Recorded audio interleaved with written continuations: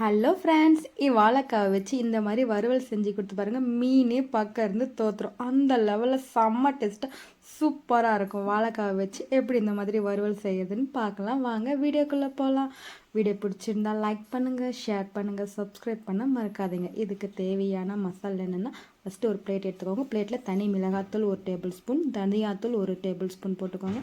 Garam masala 1 table spoon, மீன் வறுவல் மசாலா இருந்தால் அது ஆப்ஷனல் தான், வேணால் போட்டுக்கலாம். மிளகுத்தூள், மீன் வறுவல் மசாலா போட்டுக்கோங்க. அப்புறம் காஷ்மீர் மிளகாத்தூள் 1 டேபிள் ஸ்பூன் நான் எடுத்துருக்கேன். வேணும்னா நீங்கள் போட்டுக்கலாம், வேண்டாம்னா விட்டுடலாம் கலருக்காக. உப்புதூள் தேவையான அளவு உப்புதூள் போட்டுக்கோங்க. போட்டுட்டு நம்ம இதுக்கு பெரட்டுறதுக்கு எண்ணெய் தான் நம்ம யூஸ் பண்ண போகிறோம், தண்ணி யூஸ் பண்ணதில்ல. எண்ணெய் கொஞ்சம் தாராளமாக விட்டுட்டு இந்த மசாலாவை எல்லாம் கலந்து விட்டுடுங்க. ஏன்னா வாழைக்காய் மேலே நம்ம இதை தடவி விட்டு தான் நம்ம செய்ய போகிறோம். பார்த்திங்களா, நல்லா கலந்து விட்டுடுங்க. உப்பு காரம் எந்த அளவுக்கு தேவையோ அந்த அளவுக்கு நீங்கள் போட்டுக்கோங்க. நான் எடுத்திருக்க வாழைக்காவுக்கு இது போதும்னு சொல்லி வச்சுக்கோங்க. இன்னும் கொஞ்சம் தாராளமாக எண்ணெய் விட்டுடுங்க. ஒரு 10 நிமிஷம் கழித்து இதை நம்ம எடுத்து வாழைக்காய் மேலே ஃப்ரண்ட் பேக் எல்லாமே தடவி விட்டுடலாம். பார்த்திங்களா, இந்த அளவுக்கு நம்ம மீன் மேலே எப்படி தடவை விடுவோம் அந்த மாதிரி இந்த மாதிரி ஹோல்ஸ் போட்டு செஞ்சிங்கன்னா உள்ளே எல்லாமே வெந்துடும். இந்த மாதிரி எல்லா வாழைக்காய்க்கும் நம்ம தடவி விடலாம். தடவி விட்டுட்டு ஒரு 10 நிமிஷம் இதில் ஊறட்டும். அதுக்கப்புறமா தான் நம்ம ஃப்ரை பண்ண போகிறோம். வாழைக்காய் எல்லாத்துக்கும் ஃப்ரண்ட் அண்ட் பேக் இந்த மாதிரி தடவி விட்டுருங்க. எடுத்து வச்ச மசாலாவை எல்லாம் பார்க்க எவ்வளோ சூப்பராக இருக்குது. பார்க்கவே நிஜமாகவே மீன் வறுவல் தான் அப்படின்ற லெவலுக்கு இருக்குது.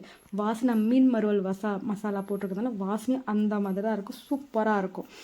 வா இப்போ இப்படியே ஒரு 10 நிமிஷம் இருக்கட்டும். அதுக்கப்புறமா நம்ம ஒரு பேனில் எண்ணெய் ஊற்றிக்கலாம். எண்ணெய் நல்லா காயட்டும். காஞ்சதுக்கப்புறமா இந்த மாதிரி எண்ணெயில் போட்டிங்கன்னா மொறுன்னு இருக்கும். வேணால் எண்ணெயில் போட்டுக்கலாம், இல்லைன்னா பேன் வச்சுட்டு கொஞ்சமாக எண்ணெய் எல்லா பக்கமும் படுற மாதிரி பட்டுட்டு இப்போ ஒவ்வொன்றா எடுத்து அதில் போட்டுட்டு திருப்பி விட்டுக்கலாம். நான் இப்போ அப்படி செஞ்சுருக்கேன், இப்படி செஞ்சுருக்கேன்.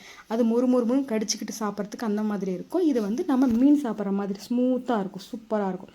இது எல்லா பக்கமும் வேகிற மாதிரி அடுப்பு மீடியம் ஃப்ளேம் வச்சுட்டு திருப்பி விடுங்க.